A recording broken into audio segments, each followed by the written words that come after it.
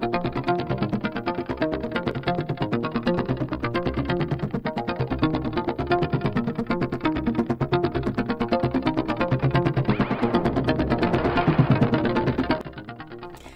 everyone and welcome back to my channel. It's Rita here. I hope you are having a great start of the week. So today we're going to talk about 4 world leaders who have not bowed to the mob. That's right, 4 world leaders who are holding the line against the globalist agenda. Here we go. Number 1 is going to be President Nayib Bukele in El Salvador.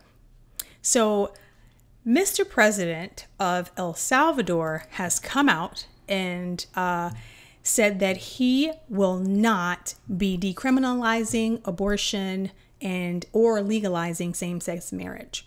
So he said on his Facebook account recently, this was just published on the 17th of this month of September. So he says, I have decided to dispel any doubt not to propose any kind of reform to any items related to the right to life from the moment of conception to marriage, keeping only the original design, a man and a woman. He actually puts this in capital, or to euthanasia, Bukele wrote on his Facebook account, capitalizing certain parts, as I just mentioned. So he is holding the line. Of course, people are enraged. One person even came out and said, just in case any dupe still thought Bukele was a modern leader.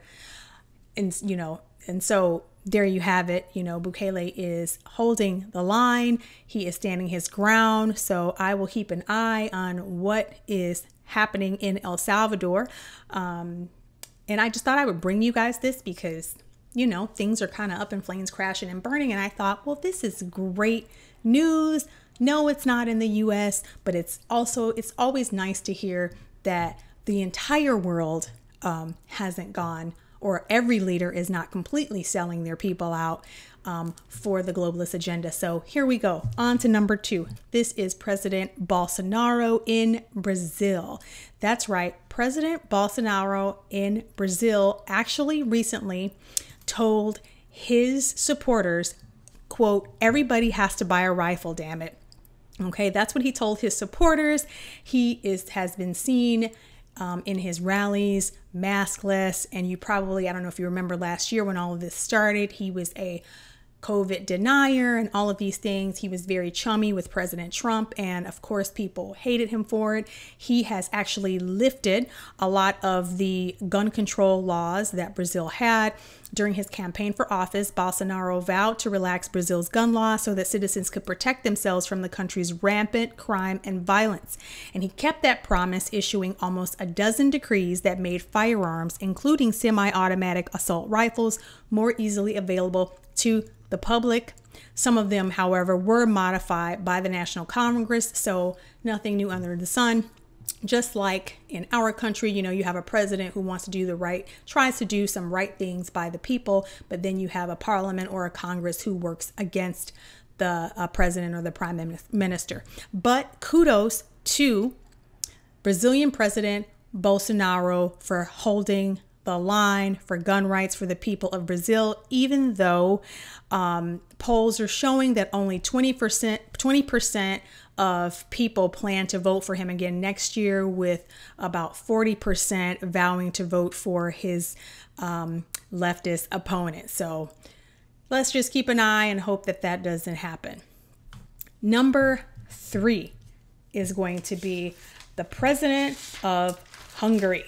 So President Viktor Orban of Hungary has put together a plan in which he is actually trying to, instead of depopulate Hungary, he is promoting population growth. That's right. President Orban is promoting population growth. Okay. And he's actually come out and he has an incentive program. Now, I'm not crazy about incentive programs. From anytime the government starts talking about incentive programs, I'm not a fan. But I do like the sentiment in that he is trying to promote population growth through within Hungary, right? He's giving incentives for women, and he's giving incentives to families to have more children. Here it says the population of Viktor Orban's Hungary is at its lowest figure in over half a century. Hungary's current population sits at around 9.75 million. This is a figure which has decreased since the 1980s, when the population of Hungary was around 10.75 million. If trends continue as they are, there will be fewer than 8 million people living in Hungary by 2050. This loss of almost 2 million inhabitants will be almost double the loss of population that Hungary experienced during World War II. And also, in theory, it's simple to try to kind of think about, I guess, a goal to increase population. But studies show Hungary needs to increase the fertility rate of only 1.5 to 2.1, which is a goal that Orban has set out to achieve by the year 2030. Okay. He has put forth the following measures, and he says one of the reasons may be because couples struggling to have children. So he's put forth these measures. Any female who owes student debt will have her outstanding balance cut by 50% if she has 2 children. If she has 3 or more children, her debt will be wiped completely. Parents who give birth to 3 children will have their mortgage balance lowered by 1 million Hungarian forints, or just over £3,000. Any additional child after the 3rd will result in a further mortgage deduction of 1 million Hungarian forints.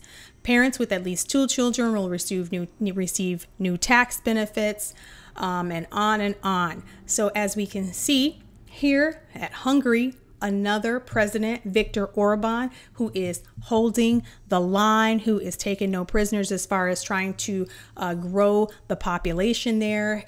He has been criticized much for closing his borders and not allowing all of the migration that has ravaged much of Europe. He is not having any of it.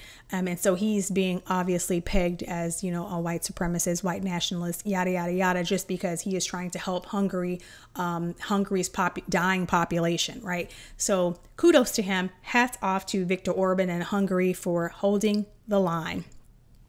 And last but not least, and you guys are probably going to be so surprised by this, number 4, Russia. So there has been much talk of Russia in our media, our propaganda media outlet, about Russia collusion, Russia, Trump, Russia. And, it completely makes sense why they hate Putin. So in 2013, Putin signs gay propaganda bill and a law criminalizing insult of religious feelings. So what does this all mean? What does this mean? So earlier this year, it says, and this was in 2020, President Vladimir Putin announced that as long as he was the leader of Russia, there would be no parent number 1 and parent number 2, but a father and a mother. So he is not receptive of this new this globalist agenda. And he has even said in the past that he is not on board with these oligarchs who want to enforce some new world order. He's actually said that onto Russia. He is not having it. He said that his goal is to make sure that Russians are safe and is pro-Russian culture, which is Orthodox Christian.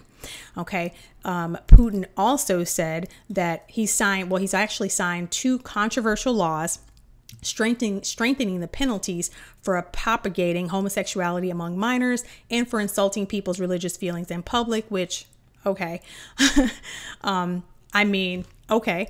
Vladimir Putin has signed the so-called gay propaganda bill after the upper house, the Federation Council, approved it on June 26th and the lower house, the State Duma, on June 11th. Now, it should be said that Russia I think this is the last day for their Duma elections this year. So in their Duma is like our, house, right? And so for a while he's had the Duma on his side. People have voted for that. For the first time, is an actual social justice party. Russians in general are not okay with what they are seeing in the U.S. They are not okay with all of the the crazy that is happening over here. They want no part of it. So we'll see how this election turns out, and I will keep you guys posted. So I hope that was informative, and I hope, that kind of just at least lifted your spirits a little bit. With everything going on here, it's nice to know that there are people who are still holding the line for some semblance of morality in this world. And so for as much as is said about Russia, also, I forgot to note that Putin also said last year that he would not be locking Russia down. He said that he would not be closing Russia, no lockdowns. He said, we're not planning to introduce total restrictive measures and order a so-called national lockdown where the economy and business essentially stops completely. He said this speaking by video to an annual investment forum.